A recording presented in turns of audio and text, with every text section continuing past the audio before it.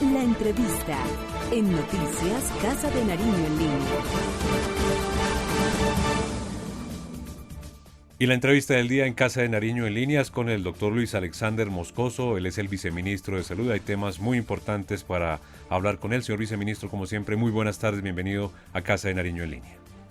Muy buenas tardes, Loban, a todos sus compañeros de trabajo y un saludo especial para todos los colombianos. Gracias, señor viceministro. Un tema muy importante. Ayer lo veíamos en el espacio pedagógico de Prevención Acción y son esos ajustes al decreto 109, que es la base del Plan Nacional de Vacunación. ¿Por qué no nos cuenta en qué consisten esas modificaciones? Dos grandes ajustes, una sobre el personal de salud. En el decreto 109 incorporamos el personal de salud que está vinculado a las IPS, pero existe un personal de salud que hace parte de esa cadena de atención, pero que no labora en las IPS y tiene el mismo riesgo. El personal de autorizaciones, el personal auditor que visita las sedes, el personal de las secretarías de salud que está yendo a las entidades hospitalarias, el personal del ministerio, del IPIMA, otras entidades que están yendo a estas instituciones a hacer labores de auditoría, de control, de supervisión, de apoyo constante, que no estaban consideradas en el 109, se incorporaron. Sigue siendo personal de salud asistencial y de apoyo que atiende o visita entidades hospitalarias donde se atiende COVID. Y una segunda modificación muy grande para la población general y tiene que ver con la incorporación del grupo de 50 a 59 independiente que tenga o no tenga comorbilidades. Esta decisión se toma en virtud de que el riesgo está más asociado a la edad que aún a la misma comorbilidad. Entonces, estamos preservando las comorbilidades de 16 a 59 años, pero estamos incorporando todas las personas de 50 a 59 años que no tienen comorbilidades. Esto es una modificación importante que va a hacer que muchas personas vayan a ser vacunadas en fase 3. Es importante anotar, esto no significa que hoy pueda salir una persona de 55, 56 e ir a buscar su vacuna, no. Se hace una modificación normativa para incorporarlas en fase 3. Nosotros esperamos en 2 semanas dar apertura en fase 3 y en ese momento le informaremos los procedimientos y qué grupos van a iniciar de esa etapa a ser vacunados. Fernando, le escucha y le ve el señor viceministro. Buenas tardes, viceministro Alexander Moscoso. Bueno, cuéntenos de ese grupo poblacional de 50 a 59 años, si están integrados todos los que tienen comorbilidades y no, ¿de cuánta población estamos hablando? Estamos hablando de alrededor de 5,5 millones de personas, de las cuales alrededor 1.050.000 tiene comorbilidades, incluye todas las poblaciones de 50 y más años. Con eso estamos atendiendo, seguir atendiendo a los grupos que más tienen riesgo de tener resultados negativos severos en esta pandemia, hospitalización o pérdida de la vida. Viceministro, otro tema pues tiene que ver con lo que está ocurriendo en el país. Se han registrado varias marchas, varios bloqueos y se está presentando que esto está generando alguna afectación a la distribución de vacunas y veíamos también a través de los medios de comunicación también el transporte de oxígeno que se necesitan en algunas UCI. ¿Cuál es el llamado que hace el gobierno nacional a las personas que no están dejando, digamos, bloqueando la distribución de las vacunas y esto? Muy preocupados desde el gobierno nacional.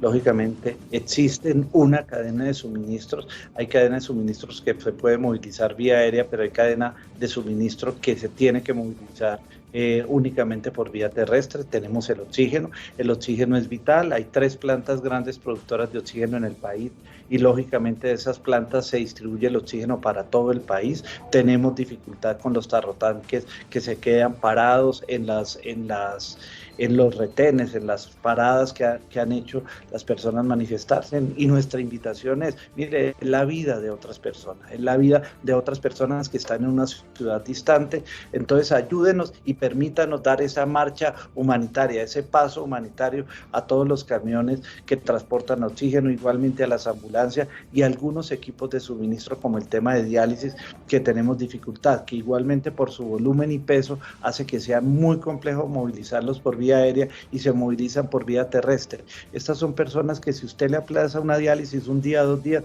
pueden perder la vida, y lógicamente los de oxígeno, si no tenemos, vamos a tener consecuencias irreparables. Entonces, invitarlos a que nos den apertura dentro de este proceso a estas líneas humanitarias.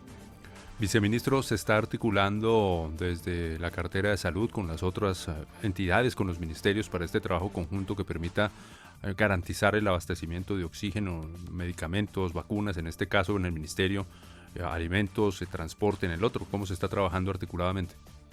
Sí, estamos trabajando con el Ministerio de Transporte de forma unida, igualmente con la Dirección de Tránsito de la Policía Nacional. Estamos ubicando los vehículos, estamos organizando unas rutas determinadas, estamos intentando conversar y dialogar con las personas que lideran estos procesos, pero no ha sido fácil. A veces nos dejan un camión 2, 3 días parados y una ciudad esperando el oxígeno, y hemos tenido que hacer movilizaciones dentro de las ciudades para evitar que colapse algunas de estas entidades, pero el riesgo es mucho. Entonces, invitarlos, por favor, estos son suministros vitales para la vida de personas en otra región. Entonces, por favor, denle paso a estos suministros para que los pacientes puedan ser atendidos y no corran o no arriesguen su vida. Importante ese llamado. Y otra pregunta, señor viceministro, agradeciendo su tiempo, tiene que ver con las decisiones que se han tomado en las últimas horas de algunas ciudades, incluyendo la capital del país, de levantar, no todas, eso sí hay que precisarlo, algunas restricciones. ¿Por qué se tomaron esa decisión? Me imagino que eso se evaluó después de una reunión con el Comité Asesor del Ministerio de Salud. Nosotros tenemos unos comportamientos epidemiológicos y una evolución de la pandemia. La pandemia tiene una fase creciente, una fase de meseta y una fase de caída. Normalmente lo que estamos viendo hoy ocurrió hace 2 semanas. Entonces nosotros vemos los indicadores que han ocurrido de 2 semanas hacia adelante. Observamos y analizamos la positividad, observamos la tendencia de pacientes en unidad de cuidado intensivo y, muy importante, evaluamos la movilidad que se ha tenido en las regiones en esos periodos, y con eso estimamos las proyecciones de las próximas 2 semanas. Estas proyecciones nos indican, por ejemplo, en la ciudad de Bogotá, que estamos en este tercer pico, en la etapa alta, en una meseta de pronto prolongada,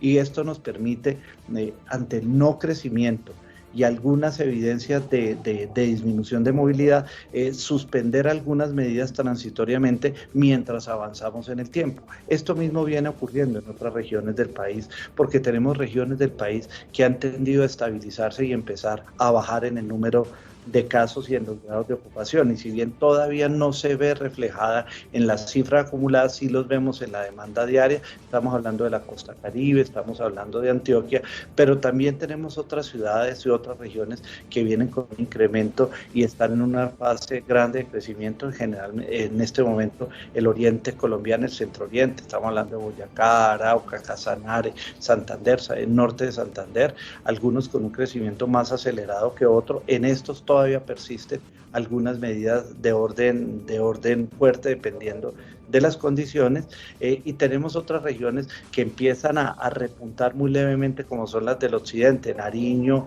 y Cauca, pero todavía con una muy buena capacidad, y esperamos, con las medidas que están tomándose, estabilizarse. En resumen, cada región del país se evalúa según las condiciones presentes y las tendencias hacia adelante, y por eso Bogotá se consideró levantar algunas medidas, igualmente en otras regiones.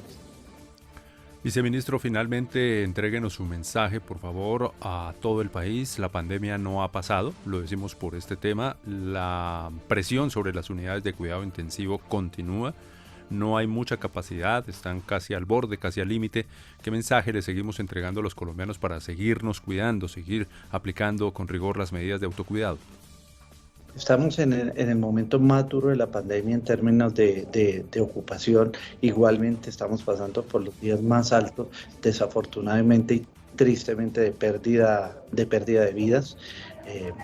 tenemos una capacidad instalada importante, se logró organizar en el país un aumento importante en esta capacidad, pero esta capacidad tiene límite. Hoy solamente tenemos el 17% de la capacidad libre. Esto nos preocupa, un aumento acelerado en alguna región nos puede dejar limitados en su capacidad, y los crecimientos y el comportamiento de la pandemia depende una parte de las medidas de gobierno. Algunos expertos han categorizado esto en 1 de impacto y en el cumplimiento de las medidas individuales de 10. O sea, estamos en manos grandemente del comportamiento de todos nosotros, de esas medidas que les recordamos todos los días, que a veces nos parecen básicas y por ser básicas las desestimamos. El uso del tapabocas, el distanciamiento social, el lavado de manos, el evitar aglomeraciones, el recordar que el virus está ahí. Estamos expuestos hoy a linajes o mutaciones que hacen que el virus tenga una mucha mayor transmisión. Eso genera mayores riesgos y mayor posibilidad de contagio. Entonces debemos ser mucho más estrictos en las medidas y entender que el virus está ahí esperando que nos descuidemos para infectarnos. Depende en gran parte de nosotros, depende de cómo nos cuidemos, y de eso podemos apoyar a nuestra familia, pero también podemos apoyar a toda la sociedad. Entonces la invitación al cumplimiento de estas medidas de bioseguridad, al cumplimiento de los protocolos en los establecimientos, del control de los aforos, pero también el cumplimiento de las medidas restrictivas. Cuando se hace una medida restrictiva, se hace buscando beneficiarlo, buscando disminuir esa velocidad, y necesitamos de su colaboración. De nada sirve que tengamos un toque de queda si usted sale de su casa, va de compras y llega y duerme, o vaya, se visita en otra casa. No, esto requiere de conciencia colectiva, de que todos trabajemos unidos para salir de este pico tan complejo por el que estamos pasando. Pues doctor Luis Alexander Moscoso, viceministro de Salud, como siempre muy gentil por atendernos aquí en Casa de Nariño en línea y por ampliarnos estos temas tan importantes y este mensaje de autocuidado para todos los colombianos. Muchas gracias a ustedes y la invitación a todos los colombianos a que nos cuiden. Muchas gracias. Muchas gracias, señor viceministro. Ahí está Carlos Fernando, este último mensaje del viceministro, el doctor Luis Alexander. Conciencia colectiva. Colectiva, pensar entre todos, pensar en el bien común, en el bien general. Por supuesto hay urgencias particulares, pero el bien general indica que la pandemia es la prioridad 1A. Exactamente. Y también nos hablaba de ese llamado que hace el viceministro a quienes están participando en esas movilizaciones para permitir la distribución de las vacunas que tantos colombianos necesitan, al igual que el oxígeno. Especialmente el oxígeno es vital, porque las unidades de cuidado intensivo no funcionan sin él, y no solamente para los temas de COVID. Tengamos en cuenta que la vida continúa y las otras enfermedades también. Sí, señor. Estaba hablando el viceministro de las diálisis.